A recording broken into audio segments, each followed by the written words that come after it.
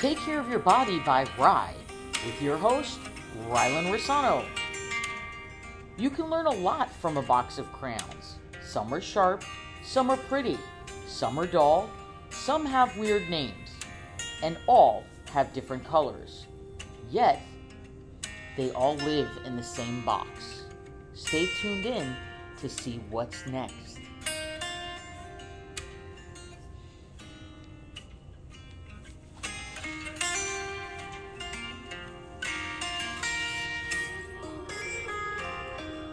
I hope you're smiling because it's me, Rye.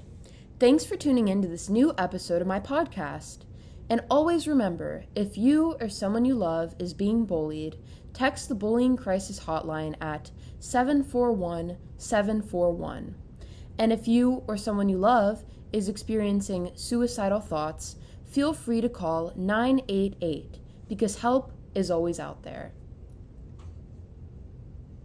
Today I'm with Debra Hixon, Broward County Countywide School Board member. And, before we start, I wanted to touch on something that I know you've done.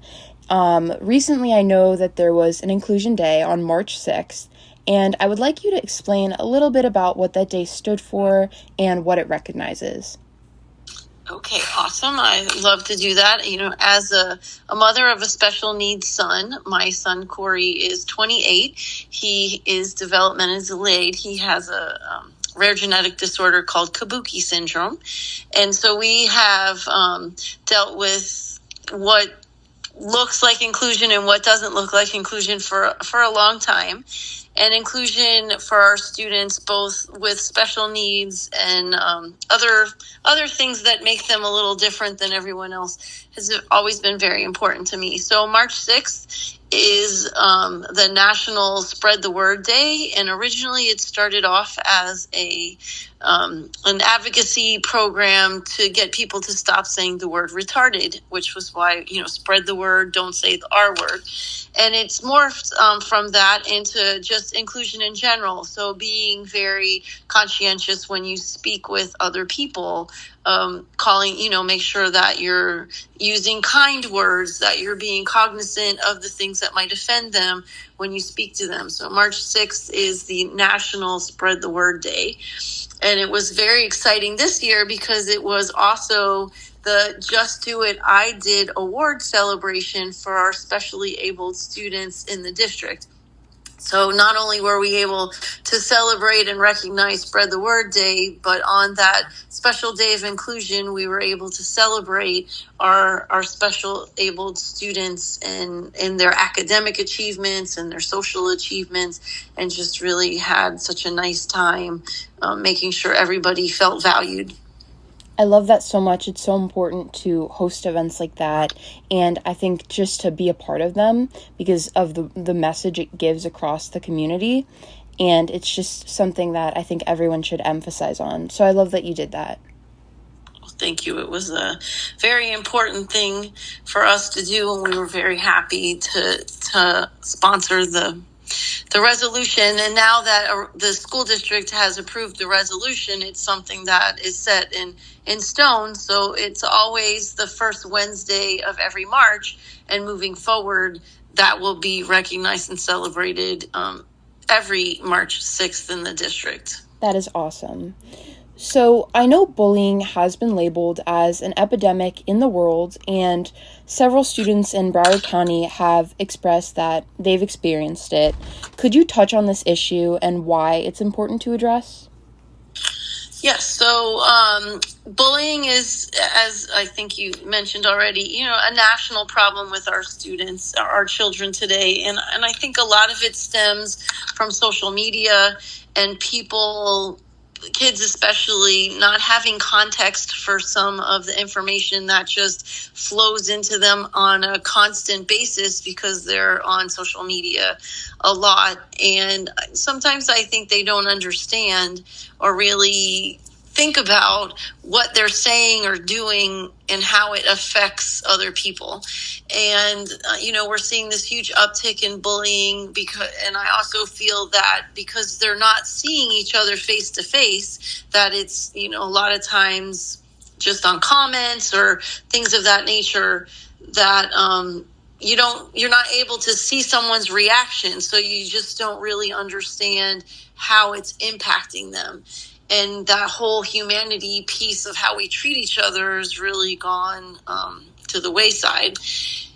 And, we've seen a lot of it in the district, whether it's social media or in person in different places. And we have an anti-bullying policy in our district, and we do a lot of anti-bullying programs and assemblies. There's the anti-hate assemblies that we just had recently to teach people, about anti-Semitism and things along those lines, that it's okay that people believe in different things or look different. We still have to be respectful of them.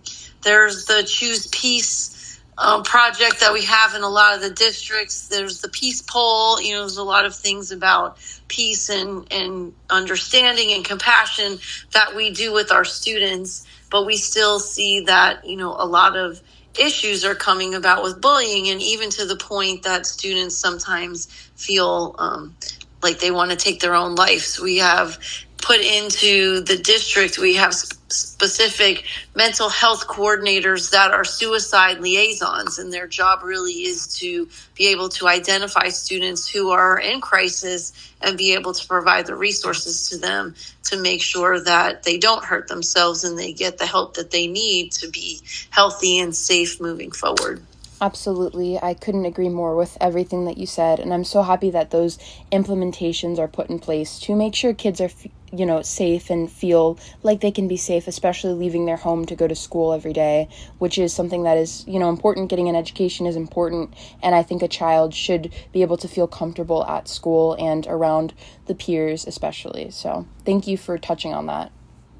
Yep, I agree. It's very difficult to focus and learn if you don't have some basic things. And one is to feel safe. The other one is to feel valued and to be able to share your thoughts and not be ridiculed for them. And those are, big things that I think are incumbent on our teachers to be able to have a classroom that allows everyone, again, regardless of what they look like, the faith that they practice, who they love, any of those things. We're really not here to judge anyone. We're here to teach them and make sure that they're able to critically think.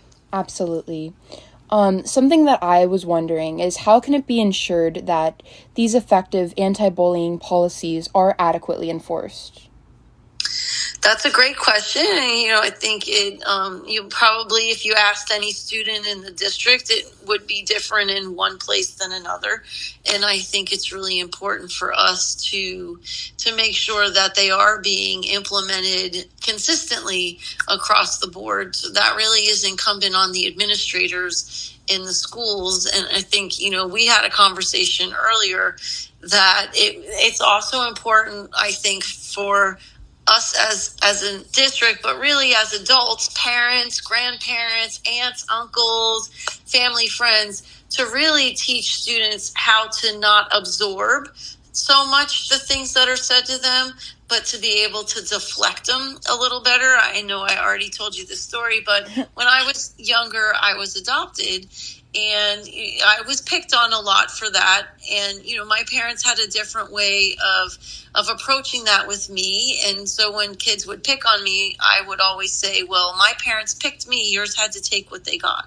And, it really changes the power struggle there, because when you deflect, when someone says something that is, they're trying to tear you down or make you feel less than, it's really important that we teach our students how to deflect that back off of them and onto the other person, because it takes away their power that they have over them. And it's really, I think that would go a long way in the mental health that issues that we're having with our students, because they really just, especially with social media, they absorb so much of it. And we have to teach them that they are enough. They're always enough. It doesn't matter what other people think of them, that it's what they believe in themselves. And that really, I think, would change a lot of the culture that we have in the whole social media and bullying, the easiest thing to do is to walk away. Absolutely. I couldn't agree more. And I think it's sad how many kids have to go through that every day or every time that they, see certain peers that like to pick on them. I think we all have our own, issues, our own struggles, but at the end of the day, we're each human and we should be treated the same and be treated with respect.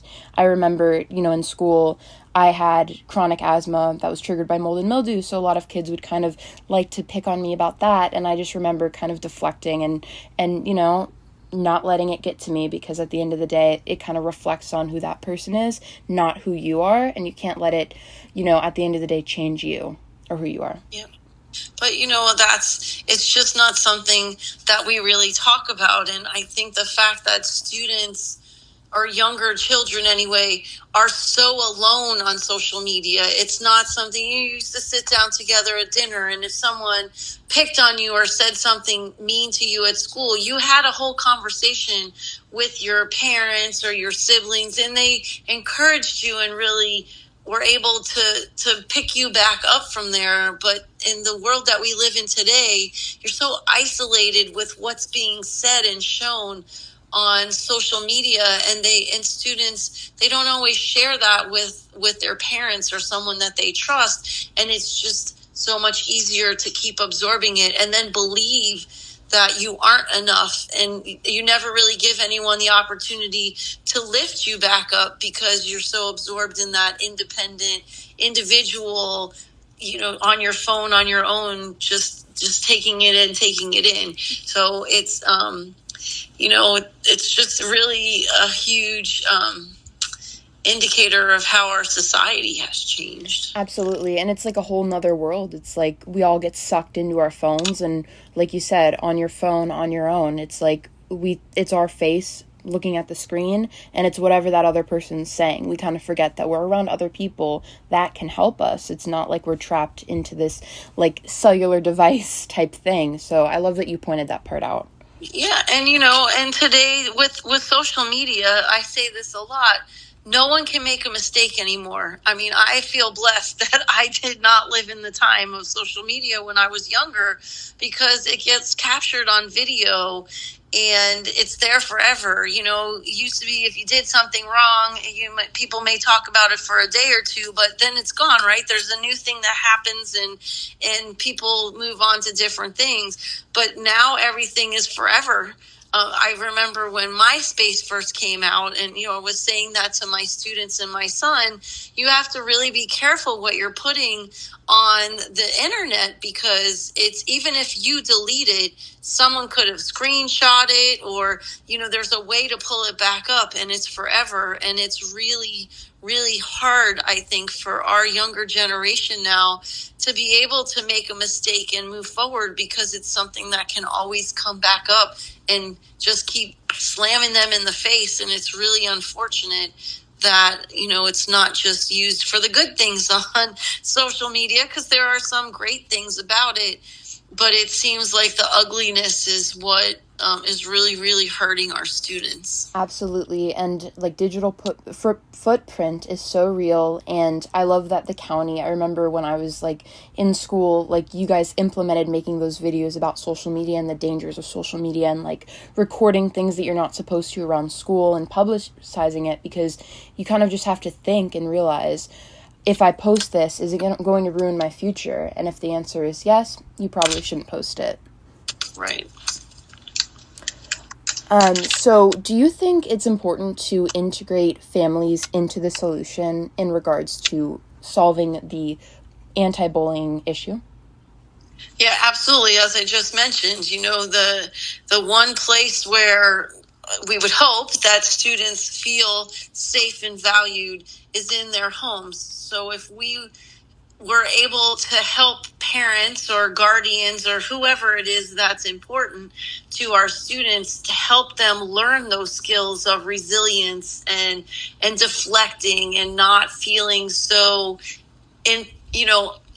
I guess to give them the empowerment to say, I I am enough. This doesn't matter to me. What you're saying doesn't change who I am, then we would really be setting our students up for much more success than always worrying about, who likes them or what did they say about them, and having a dream not come to fruition because somebody's telling them that they don't have the skills or the ability to do it. And that really, we can do so much in school, but that has to come from home, and it has to be something that parents are telling students at the same time that we're telling them at school. It should be a partnership where we're working together to make sure that we're lifting up all of our students. That, again, our job isn't to judge them.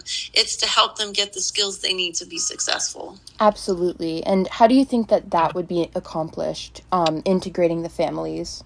That's a great question. There are a lot of things that different organizations that host different town halls and community conversations and teach. There's actually some parenting classes that the Children's Services provides for the community.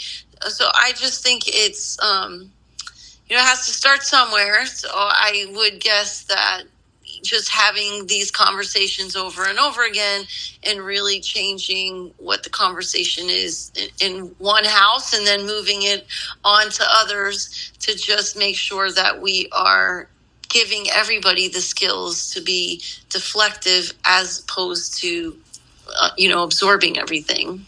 Absolutely. I think it starts in the homes, kind of like you said, and then it takes its way to school. Yeah.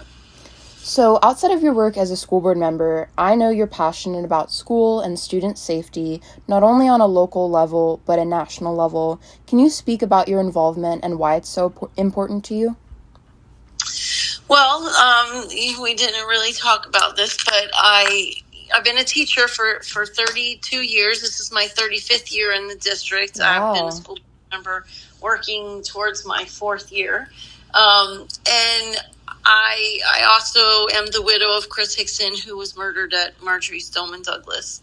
And in the aftermath of that shooting, and being an educator, it really was important to me to go to our legislators and be part of the change, to talk about what that loss is and why it's so important that our schools need to be safe. As we just said, if a student doesn't feel safe in their school, they're just not going to be able to learn, which is, I think, where we're falling right now. We have, there's gun violence, there's the pandemic happened, there's bullying, there's all of these things that students, when did they ever have the opportunity to just focus on their studies? I feel like life was so much simpler when I was younger.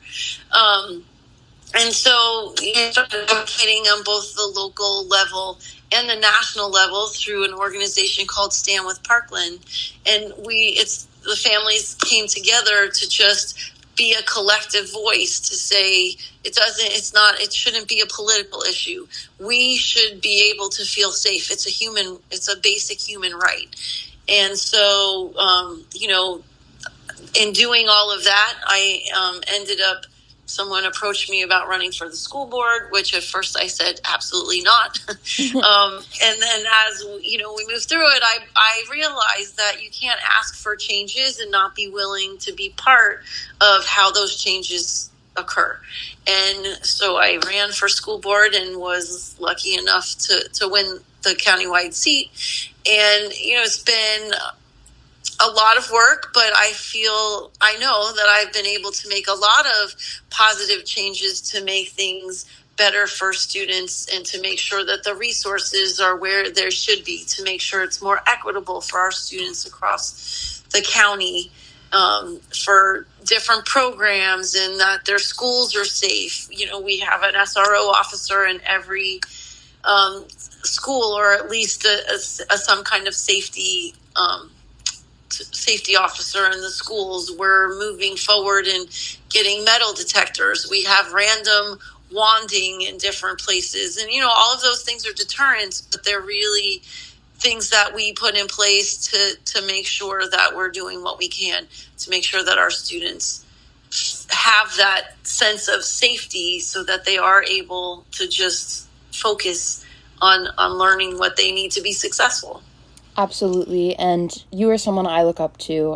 I'm sure I've told you this enough, but I want to thank you for shedding a light on such important topics and being an advocate, because I wish everyone in every single county had a Ms. Hixon in their corner, because you are such a positive advocate for students, for safety, and for so many different issues that are just so important to this world. So I want to thank you for that. Well, you're very sweet. Thank you so much for being an advocate, and it's been my pleasure to work with you and know that you are also looking at how to make things better, whether it's the mental health arena or physical health, and just making sure students are aware of things that are available to them. So I also look to you to see great things happening in the future. Oh, I'm going to cry now. I know you are running for re-election. Do you have any ideas or goals that you want to achieve with that? I want to continue making sure that we provide equitable resources across the district. Our big thing right now is looking at how do we redefine what our district looks like, repurpose schools to make sure that we're not wasting resources in a place where it wouldn't be better used if we combined the schools together and made them K-8s, or if we looked at a different kind of structure, or we provided different programming that would bring students back to the schools. So that's really the big project that we're working on right now.